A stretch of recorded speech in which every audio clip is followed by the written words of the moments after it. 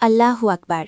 ইরানের সঙ্গে সংঘাত শুরু করেই এক পর্যায়ে জটিল পরিস্থিতিতে পড়ে যুক্তরাষ্ট্র ও ইসরায়েল। যুদ্ধের শুরুতে ইরানের সামরিক কৌশল ও পাল্টা আঘাতের সক্ষমতা নিয়ে যে হিসাব করা হয়েছিল, বাস্তবে তা অনেকটাই ভিন্ন চিত্র দেখায়। ফলে পরিস্থিতি দ্রুত উত্তপ্ত হয়ে ওঠে এবং বৈশ্বিক উদ্বেগ বাড়তে থাকে। সর্বশেষ আপডেট পেতে ভিডিওতে লাইক দিন, চ্যানেলটি সাবস্ক্রাইব করুন এবং আপনার মতামত কমেন্টে জানান। এই উত্তেজনার মধ্যেই এক পর্যায়ে মার্কিন প্রেসিডেন্ট ডোনাল্ড ট্রাম্প ইরানকে কঠোর হুঁশিয়ারি দেন, এমনকি দ্রুত সামরিক পদক্ষেপের ইঙ্গিত দেন। তবে সেই চরম উত্তেজনার মধ্যেই হঠাৎ করে নতুন মোড় নেয় পরিস্থিতি।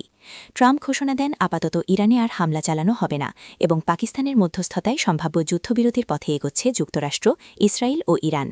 জানা গেছে প্রাথমিকভাবে 2 সপ্তাহের জন্য যুদ্ধ স্থগিত রাখার সিদ্ধান্ত নেওয়া হয়েছে এবং এই সময়ের মধ্যে আলোচনার মাধ্যমে সমাধান খোঁজার চেষ্টা করা হবে।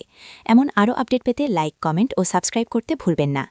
এই যুদ্ধবিরতির পেছনে হরমুজ প্রণালী একটি গুরুত্বপূর্ণ বিষয় হিসেবে সামনে এসেছে।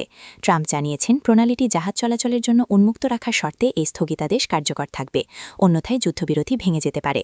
অন্যদিকে বিভিন্ন সূত্রে দাবি করা হয়েছে ইরানও এই প্রস্তাবে নীতিগতভাবে সম্মত হয়েছে। ফলে প্রশ্ন উঠেছে কঠোর অবস্থানে থাকা তেহরান কিভাবে আলোচনায় রাজি হল।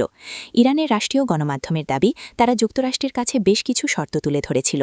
এর মধ্যে রয়েছে ভবিষ্যতে আগ্রাসন না চালানোর নিশ্চয়তা, হরমুজ প্রণালীর ওপর নিয়ন্ত্রণ বজায় রাখা, ইউরেনিয়াম সমৃদ্ধকরণের অধিকার স্বীকৃতি এবং অর্থনৈতিক নিষেধাজ্ঞা প্রত্যাহার।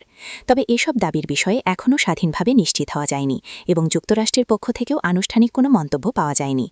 বর্তমান পরিস্থিতিতে মধ্যপ্রাচ্যে কিছুটা স্বস্তির ইঙ্গিত দেখা গেলেও অনিশ্চয়তা এখনও কাটেনি, কারণ আলোচনার ফলাফলই নির্ধারণ করবে এই সংঘাত স্থায়ীভাবে থামবে নাকি আবারও নতুন করে উত্তেজনা ছড়াবে। সব মিলিয়ে বিশ্ব এখন তাকিয়ে আছে, এই যুদ্ধবিরতি কি স্থায়ী শান্তির পথে এগোবে নাকি এটি কেবল সাময়িক বিরতি হয়ে থাকবে।